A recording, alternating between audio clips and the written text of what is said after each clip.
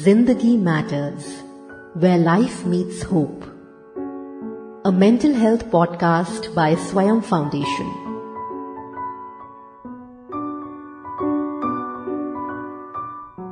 My heart feels heavy and my mind races with million thoughts.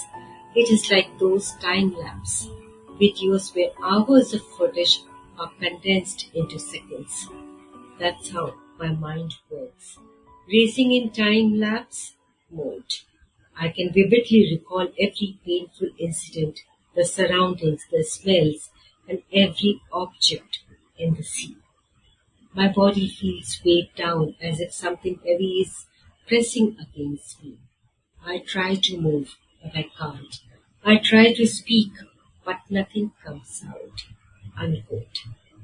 These are the words of Meghna Pandey, diagnosed with borderline personality disorder. Our guest today. Welcome to Zindagi Matters, where life meets hope. I'm your host, Geeta Lansai, and our guest today is Meghna Pandey, living with personality disorder. Welcome to the show, Meghna.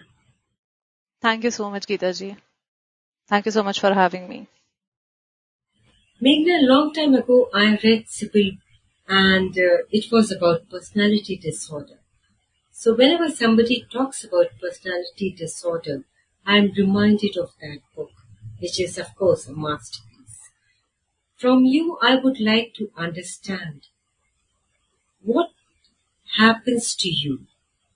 How will you define personality disorder? Sure. So thank you so much for asking that question. Many people ask me, I've recently been diagnosed with borderline personality disorder. Up until 2018, I didn't even know what it was, although I had the traits of it.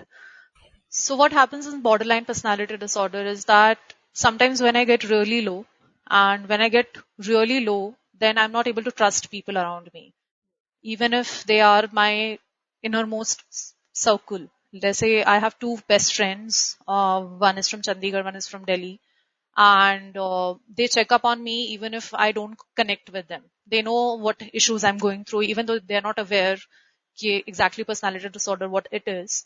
But they know that if I'm not connecting with them, they need to connect with me. So yesterday, that was one of those days wherein I was feeling abandoned. I was feeling lonely. I was feeling that I'll be this way, dealing with this low and high phase all my life, and this will I will never be able to come out of it. And that's not true, because I have good days. Like today is one of those good days. Today I'm feeling better. I went outside today. I was working from home, but in the evening I went outside. I met a couple of friends from my office. So when that low phase comes in, my mind starts to tell me that, don't trust people. My therapist checks in on me every day because he knows that I have a very low support system right now. I've lost a couple of friends this year. I've lost a lot of support system this year. So because of which I kind of enter into a very paranoia stage, in which I feel that, I will never come out of it, which results in, a mistrusted environment. And sometimes it can become so intense that I live Just a alone. second. When you say like you have lost many friends and there's no support system, so what about your parents and what happened with your friends? They backed out or like what happened? No, actually, I think with personality disorders, what happens, and I am able to understand it now, that they did not back out. It was that it's not easy to handle someone with these issues, right? Like with the, if I, let's say that you and me are friends, and if I tell you tomorrow that, Geeta ji, I don't trust you, I expected lot from you, and you didn't show up on time, but and you have done a lot for me, then obviously you also will feel angry, right? You also will feel betrayed that I've done a lot for you, but in spite of that you are saying that. So because of that I have lost people. But I'm not saying that everything I blame on my personality disorder, but it's just that I can't help it. When I'm in the low phase, I can't help it. And even though I know it's a phase, but then I just can't, come out of it without seeking help from my therapist or without, and sometimes it just goes away like that. Like yesterday, it was a very low phase. I was up until this morning, 4 a.m. Then I slept. Then when I woke up in the morning, I felt a little better, and then I was watching some show, and then my mind was completely off of all those things, and my mind was completely in the show. So it just happened. And then sometimes it goes to an extent that I start, hearing voices in my head, not exactly like hearing somebody else's voice, but I feel that, somebody, I mean, I feel that, okay, I should not trust people. Even when I am in the therapy session with my therapist, in between it happens. Like, I'll give you an example which happened very recently, and I got really scared that day. That once I was in a therapy session, and I think this was 2 weeks ago, and my therapist was sitting, and then suddenly he had to change his room because somebody was at his home, and we do therapy on video call. So he just moved from one room to other, and I just casually asked that, okay, did you change your t-shirt? So he moved to some other room, so the background was different, the lighting was different. So I thought that he has changed his t-shirt.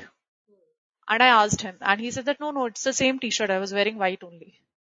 And then I said that no, you were not. Then he asked that, is it relevant to the session? And then suddenly I thought that he is trying to make me look like a mad person, and that's why he is lying to me.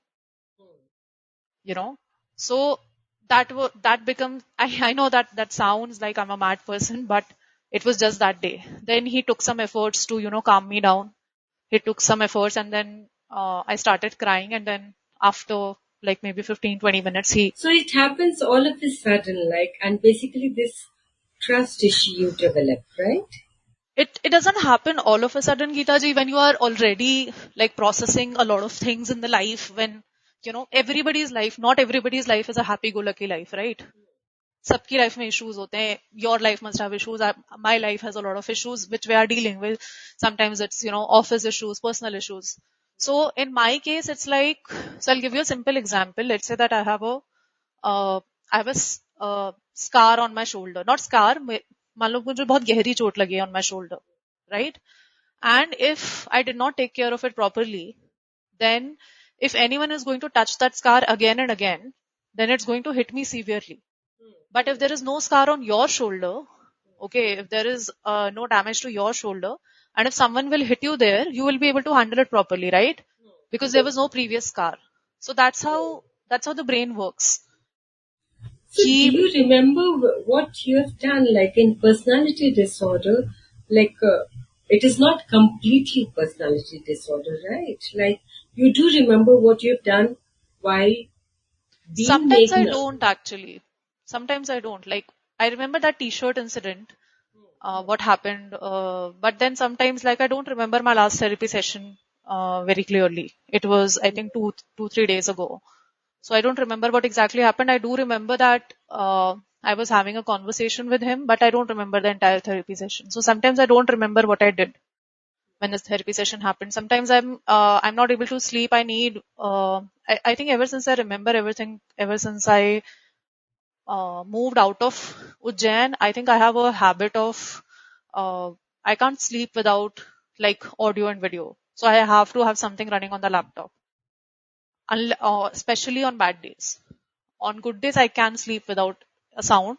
Otherwise, I know I hear this. I mean, I am not able to sleep. Like I recently shifted to this new house, so I don't feel safe here. Like the door is not, it's a rented house, so the door is not with the pressure of air. It sometimes, I feel that there is a knock. So sometimes I'm unable to sleep. Sometimes I feel that, I'm back at my hometown, and I'm not able to remember the reality. So it happens only when, a lot of processing is going on, and me and my therapist are doing a lot of processing of the past traumas which has happened in childhood. Maybe one of your incidents during your childhood has given birth to Not trust issue. directly. Like it's not that something happened in childhood, and that's why I stopped trusting people. what happens is that, again, I'm not a professional, but what happens is that whenever there is a trauma, something happens to you, like even today, like if, somebody attacks you physically, okay, then your fight or flight response system activates. That's how your body is made. That's how your brain reacts. So either you will fight or flight, or you will freeze. So there was this reel I was seeing the other day when this Arjikar case came in the media, and then there was this reel in which this person was asking that, why didn't the woman fight when she was getting raped? Why didn't she try to run? And then that person immediately took out the knife and he placed it under the throat of this guy, and then he said, and he freezed. And he said that this is how the body responds. So your brain does whatever it takes to protect you. So the mistress is actually, so my therapist says this very good line that alternate personality is also trying to protect me from pain. It is trying to tell you that, don't believe them because I'm feeling painful at the time, right? So that's why it is telling me that, okay, don't trust them because you're going through pain. But then I have to develop, I mean, he's helping me develop new coping mechanisms so that alternate personality which has me, which tells me not to trust people, I need to develop new coping mechanisms. Like, So when you have that alternate personality, Meghna, what I would like to understand is that do you remember that is the alternate personality Meghna or is it somebody else? no, it's me only, but it's just that I'm not, And even do if you I remember what try, you're doing in that space, in that sphere, in that moment when you are not uh, maybe one can say that in your different personality and then you come back to Meghna. yeah, like when you're talking to me right now, I might strike as, a normal, confident person, right? But when, and like my personality, if you see me right now, like I'm sitting normally with normal body language. But when I enter in that zone, my hands start shaking. Sometimes my body enter into freeze mode, and unless there someone is around me, uh, I enter into that freeze mode, and I could be there in for hours, unless someone snaps me out of it. So is that Yes. only one personality or are you No, saying it's there just are no. multiple? That's borderline, like either this or that. So I'll become like totally that low person, and then even if I'm mistrusting my therapist, I know that he is on my side. I know that he's trying to make me better, but then the pain is so much at the time that because ever since I can remember, I've been like this. Did something drastic happen in your childhood? Can you recollect anything? Uh, Not specifically, I mean, specific one incidents or two incidents which have happened, like because of which this happens. It happens in the very formative years, Geeta ji, from 0 to 8. That's when your emotional, the way your not logical brain, your emotional responses form. So whatever happens, it happens between 0 to 8 years. And if those emotional responses are not developed properly, then your body automatically acquires these kind of, I mean, I should not be saying this, actually I'm not a professional, but that's how I know it. That if I had known how to handle these things, like other person might be handling very small things. So I'll give you an example. Let's say that, there's a client meeting. I'm a software engineer. So let's say there is a very urgent client meeting and something has gone wrong just before the meeting, like half an hour before the meeting. So a normal person would, solve it. I would also solve it because I've worked in IT for like 14 years. But then if anything goes wrong, and let's say that my manager says something to me or something like that, then my ultimate response would go in extreme, which is borderline. And that's why you call it a borderline, is that it would come to my self-esteem. That let's say my boss said something that, oh, Meghna, you didn't do it this way. I did not expect this from you, which is very normal, right? This happens to everyone. So I would take it as, okay, he said that I'm not good. He said that then I'm not worth it. I don't deserve anything. Whereas any other person will take it as, okay, that's fine. It happens, right? that does not define who I am. So today I'm saying it with very, very much confidence, but it never, but when I'm actually in the situation, it doesn't work that way. And not a lot of people, like after listening to this podcast, people who know me, especially my office people, they'll be surprised to know this, that this actually happens in my mind, because seeing me from outside, they would never know that this is what is going on in my mind. So that's what happens. So we are working on coping mechanisms right now. Like we are trying to change, and actual changes happens in the brain, Geeta ji. That's what people don't know about mental health issues, whether it's depression, whether it's anxiety, PTSD, trauma, borderline personality disorder, bipolar. Uh, if we were to take a scan from my brain, and if we were to take a scan from a healthy brain, there will be changes. And doctors, psychiatrists, big psychiatrists in the world, Dr. Gabor Mate and so many psychiatrists have proved that physical changes happen in the brain. And unfortunately, there is not enough education in our society that people don't believe it, because they are like, we can't see it, right? We can see a fracture in the leg, or we can see a fracture in the hand, but unfortunately, mental health issues cannot be seen. Our medical science has not, we don't Yeah, have so a, that's why people do not know what to do, and they always stigmatize the person. You see, they think that that's only, and that's what the mental health, all this talk about mental health issues, that's what everybody is trying to make people understand, make people right. aware of what it is. Yeah. Even from my own people, I have heard, even from my own family, my friends, my colleagues. That's why I try to educate people. That's why I write blogs about it. I'm not a professional from psychiatric perspective, but I try to explain my own issues and be vulnerable in front of people so that people understand how it works. Whenever I take a leave, because of mental health issue, I tell my manager, and my manager is really nice. So I tell him that I am not feeling mentally good today. So that's why I'm taking off. I just don't tell him that, I have a fever or I have a headache. I tell him that That's very good, I'm feeling Meghna, because a anxious. lot of people who have mental health issues, they cannot confide to their seniors saying that they are off today or they would not, they're taking leave because of mental health issue. Because they know the moment they say this, they'll be out of the job. And if your manager understands that, that's remarkable. Yeah. Yeah, people are understanding, but then again, there is very less awareness, because even like I said, from my own people, I've heard this, that you just got to train your brain. You just need to stay positive. You need to come out from your past. But unfortunately, it doesn't work that way. I'm not sure how many people have watched that movie, Inside Out, Inside Out 2. That movie has beautifully explained that how our brain works.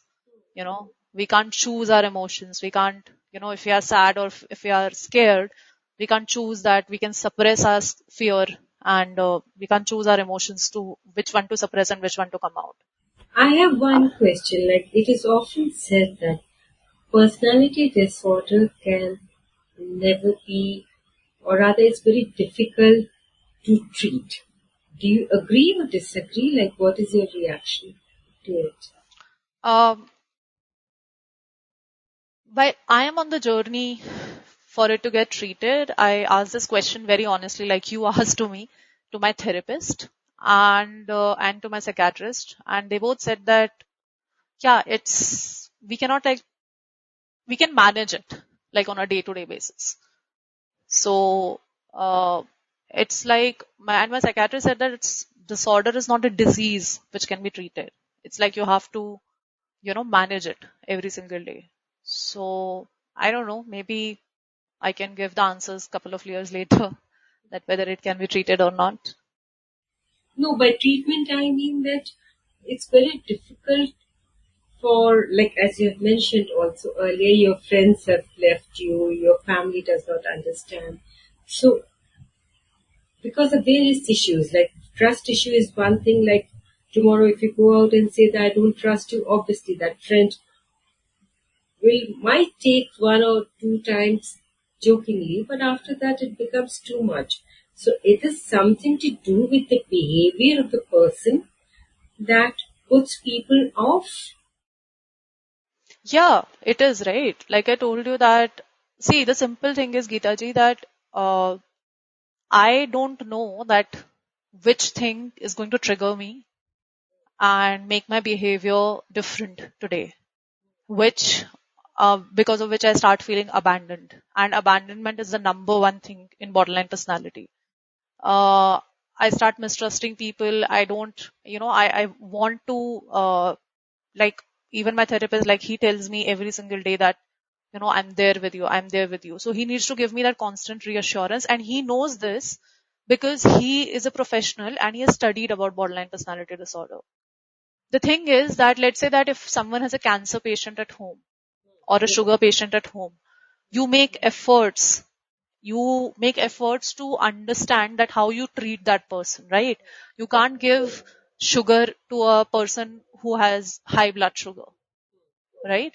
You, with a cancer patient, you cannot like give a whole lot of spicy food to a cancer patient. You need, when especially that person is going through chemotherapy. So you need to study those diseases. Like you need to understand from the doctor, right? If your family member is going through something, you go to the doctor and you understand that, okay, what needs to be done. So I think that kind of effort is required. Like I spent like days reading about it, and even I did not know a lot of information about it. And then when I read about it, and that's when I understood, oh, this happens because this happens. So it's not that I justify my behavior, but it's just that I don't have control of it, you know. You can't So I control it. exactly. So unless I like develop complete coping mechanisms, and nothing can be 100% true. When you get a disease, you have to maintain it. So I think that kind of effort to, you need to make, if you love someone, then you need to make that effort, that this person is going through something. And like I said, that if it happens, that I tell my therapist most of the time that, I'm not going to connect with you now. I don't need this disease to be treated. That happens. I have told him multiple times. But since he knows that this is coming from a place of mistrust and this is coming from my place of disease, he knows not to give up on me. So he is one person I know in my entire life, like, who will never give up on me because he has And what planned. about your parents? My parents, I haven't told them yet about the personality disorder because I know that they don't have education on it, right? And they will be like, but this is nothing. I mean, you pray to God and, you get up on time and everything will be fine. So that's their funda. My brother understands that I told him recently and then he's very much supportive. So I have his support. I have support of my friends. They might not understand what personality disorder is, but they both definitely understand what mental health issues are because they both have their own journey. And one of my friends is coming to visit me day after tomorrow, so I'll tell her all about it. And I know that she's such a friend that she'll make efforts to understand what exactly happens. And she connects with me even though if I don't connect with her like in 1 or 2 days, we talk to each other daily. So that's the kind of effort you need to put in with people like that. And that is why I talk about it very openly, that there are so many people who are not even aware, that forget about personality disorder, they are not even aware that they're depressed. So, who is real Meghna? That's what I want to understand.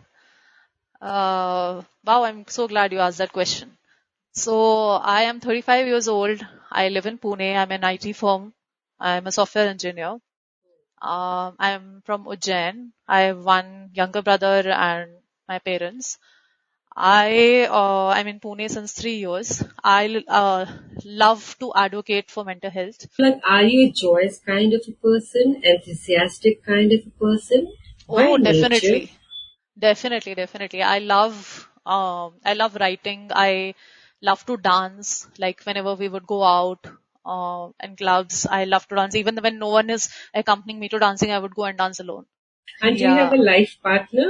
Have you ever thought about that? Do you have? Yeah, of course. I've been in relationships, but the thing is that I don't in the kind of age I am in, people don't know about uh, people don't have clarity on what exactly they need. People are just desperate and lonely. So that's the thing. What I truly believe is that if you know yourself, Geeta ji, then you know what you want. And when you know what you want in a partner, and when you know your highs and your lows, and then only you can be a good partner to someone. My level of self awareness is very different. I have a purpose in life. I have passion for mental health awareness. I've gone through these many things in life. So I don't get When you sorry attracted. to again to interrupt, when you say No gone worries. through many things in life, like what do you mean? Are you talking just about mental health, or are you talking about some other issues? No, just about mental health issues only. Like, I have attempted suicide multiple times. I have been I have lived in US. There also because of the stigma, I have faced a lot of issues. And How I long came, were you there in the US? I was there for around 4.5 years.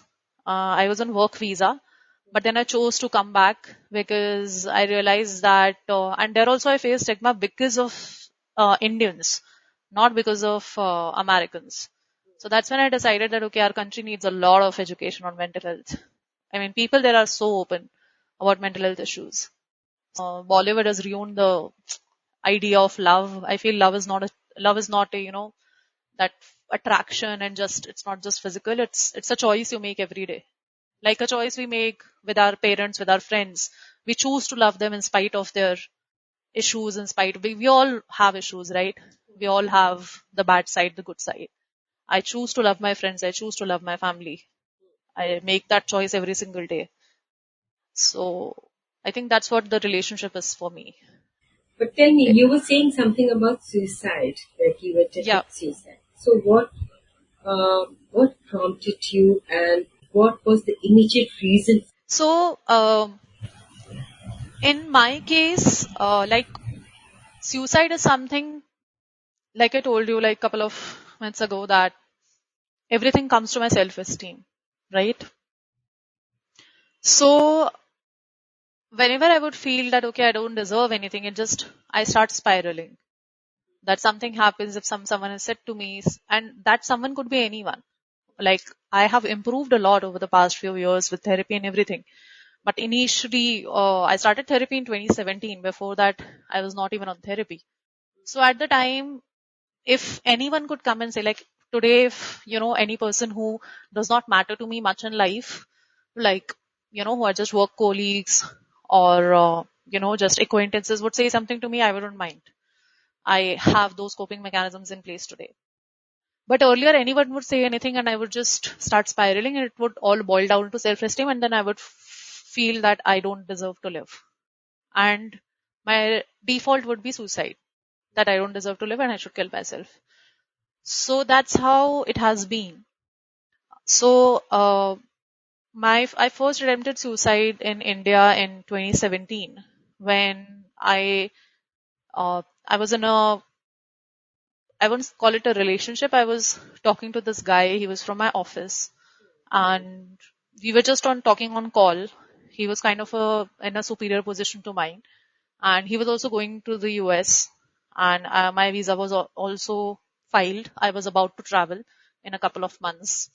So a lot was going on there. Then there was a lot of work in office as well. So I love to work there, but because of the things were going on, the guy was not a good person. He was too timing with me. So whatever he was doing, that was fine. But then when I used to get emotionally dependent very easily, like people, I had that toxic trait also, that if someone would come and talk to me with, especially guys, if talk to me with a little bit of affection and give me a little bit of attention, I would think that they like me, and I used to get emotionally dependent on them. And if at any moment they would stop giving me that attention, I would feel anxious. That's called as anxious attachment style in psychology. So that's I've always been. So that's when I think he reached US, and then he stopped talking to me for some reason because of his own issues. And uh, I think at that time I was gaining a lot of weight also. So, and there was a pressure of marriage also, and my parents were like, what, lose weight. So marriage pressure, I was 27 at the time. So because of all these things, I attempted suicide. And of course, I was saved at that time. Suicide was decriminalized in India. It was 2017. So that was the first time my parents knew about it because the HR from my company called them. They called them against my wishes, by the way, which definitely should not be done. That company's I don't know what their code of conduct was. So they were aware of what was going on. They've always been aware what was going on in my life. So they came to meet me. They lived with me for a couple of days. They asked me why I did it. I told them. I did not tell them about the guy, but I told them that, because of the marriage pressure and all those things. So that's what happened. Then I went to US in 2017 end. And again, that guy started stalling me. And I came to know from someone else that he got engaged and he's going to get married. So that was another shock for me. And that's when I attempted suicide in US. So in US, unlike India, you are sent to psychiatric unit immediately. Like you can't do anything about it. In India, you can, आप जुगाड़ लगा सकते हो, but in US you can't do that. And I was on visa also, so there was nothing. So I was sent to psych unit, and I was there for 5 days. And psych unit is hell.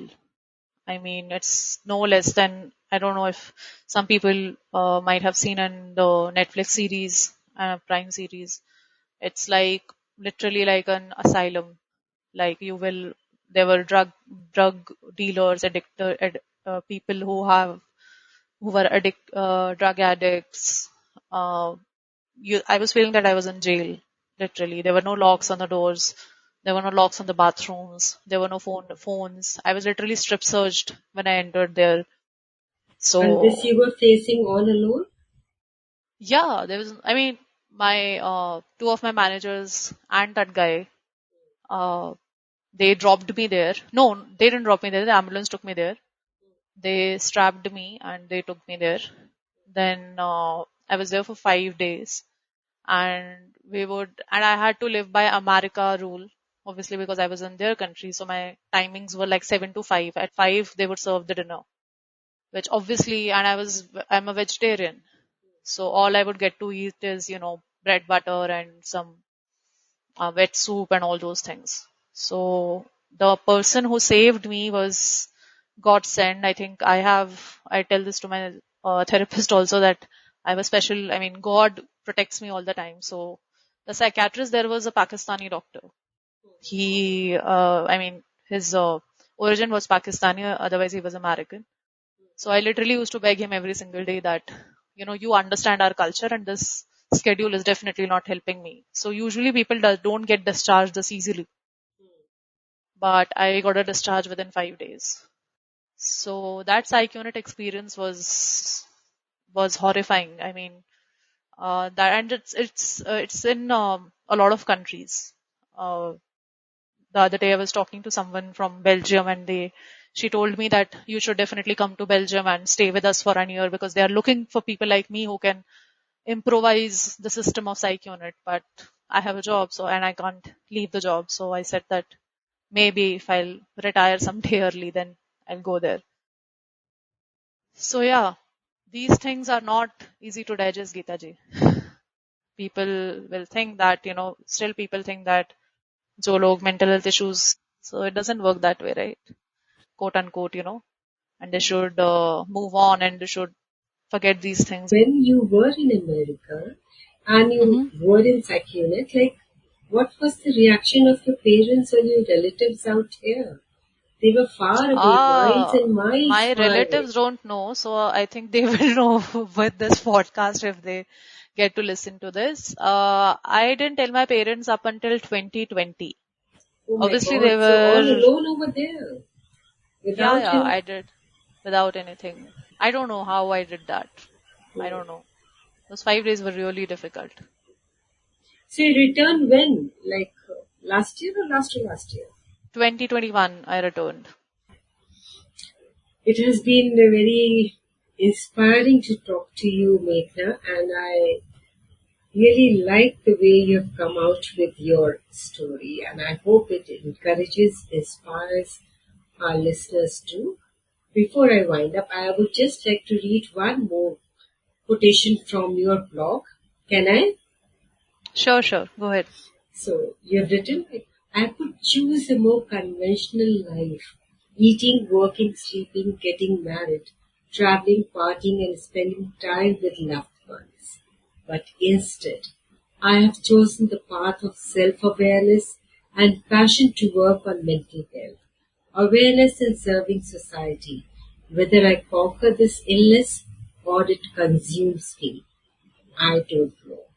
But I try every day. Yes, I bleed, but I do my best not to bleed on others. Very well said. Thank you, Meghna, for being. Thank you so much, Geetaji, for having me. It was an honor. Zindagi Matters, where life meets hope. A mental health podcast by Swayam Foundation.